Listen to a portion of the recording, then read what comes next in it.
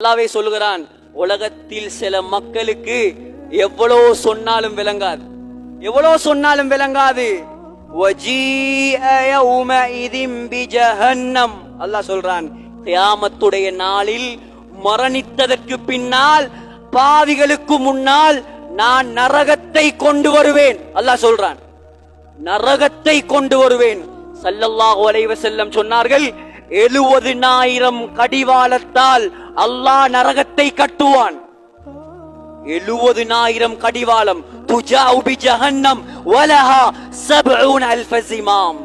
70,000 கடிவாளத்தால் அல்லாஹ் நரகத்தை கட்டி இழுப்பான். ஒவ்வொரு கடிவாளத்திலும் 70,000 மலக்குமார்கள் இருப்பார்கள்.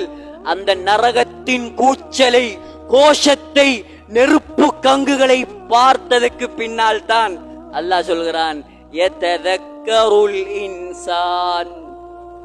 சில மக்களுக்கு புத்தி வருமாம். உலகத்தில் சொன்னார்களே, உலமாக்கள் சொன்னார்களே, தாயிகள் சொன்னார்களே, பெரியவர்கள் சொன்னார்களே, அந்த நரகம் இதுதானா, மிஸ் பண்ணிட்டேன், உலக வாழ்க்கையை நோகடித்து விட்டேன், மோசடி செய்து விட்டேன், வீணடித்து விட்டேன் என்பதாக கவலைப்படுவானாம், கை சேதைப்படுவானாம். அல்லாஹ் சொல்கிறான், வயௌம யஉத்துல் ஸாலிமு அலா யதை. கையை கடித்து கடித்து முழு கையையும் கடித்து துப்புவான் அந்த மறுமை நாளில். அல்லாஹ் சொல்றான், நான் சொல்லல. அல்லாஹ் சொல்லிட்டு என்ன தெரியுமா சொல்றான், வஅன்னா லஹு ذிக்ரா. இப்ப புத்தி வந்து என்ன பிரயோசனம்? ஒரு பிரயோசனமும் இல்லை. அல்லாஹ் சொல்றான், நரகம் என்று முடிவு செய்யப்பட்டால் நீ நரகவாதிதான். உன்னை யாராலும் சொர்க்கத்துக்கு அனுப்ப முடியாது. சொர்க்கம் என்று முடிவு செய்யப்பட்டால் நீ சொர்க்கவாதிதான். உலகத்தில் தான் பல பிரிவுகள். அல்லாஹ் சொல்கிறான், அங்கே நான் 2 பிரிவு தான் பிரிப்பேன். படித்தவன் என்று பிரிக்க மாட்டேன், ஏழை என்று பிரிக்க மாட்டேன், பணக்காரன் என்று பிரிக்க மாட்டேன். எப்படி தெரியுமா பிரிப்பேன்? ஃபரீகுன் ஃபில் ஜன்னஹ் வ ஃபரீகுன் ஃபிஸ் ஸஈர். சொர்க்கவாதி, நரகவாதி, நல்லவன், கெட்டவன், இந்த 2 பிரிவுதான் அந்த மறுமை நாளில்.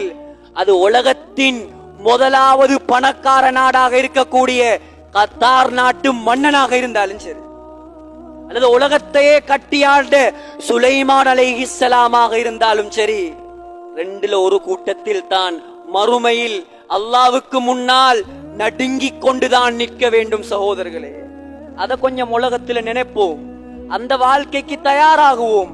ஏமாந்து விட வேண்டாம். உலகத்துக்கு பின்னால போய் போய் போய் போய் துனியாவே வாழ்க்கை என்பதாக வாழ்ந்து சிலர்கள் கஷ்டப்பட்டு வேர்வை சிந்தி உயிரை கொடுத்து இரத்தத்தை கொட்டி உழைத்து சம்பாதிக்கிறார்கள். யாரோ அனுபவிக்கிறான், அவன் கபருக்குள்ள போறான். நடக்குதா இல்லையா? உண்மையான சம்பவங்கள். 20 வருஷம் செலவழித்து வெளிநாடில் கஷ்டப்பட்டோர் ஒரு ஊரு கட்டினார். 5, 6, 7 கோடி. மௌத்தாகினா மனைவி சொல்லுவாவா, இந்த மாப்பிள்ளை 20 வருஷமா கஷ்டப்பட்டு வேர்வை சிந்தி கட்டின வீடு, மையத்தை ஒரு 20 நாளைக்கு வைக்க மாட்டீங்களான்னு கேட்பாவா? யாராவது கேட்பாங்களா? சகோதரர்களே, மனைவிதான் முதலாவது கேட்பா, மையத்தை எப்ப எடுக்கிற? இதுதான் உலக வாழ்க்கை. நீ கட்டின ஒரு வீடு கூட உனக்கு சொந்தம் கிடையாது, 6 அடி கபரு கூட உனக்கு சொந்தம் கிடையாது. அதிலிருந்தும் அல்லாஹ் வெளியே எழுப்பி விடுவான்.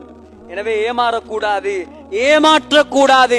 அல்லாஹ்வை ஏமாத்த இயலாது. யாரையும் ஏமாத்தலாம், அல்லாஹ்வை ஏமாத்தாதீர்கள்.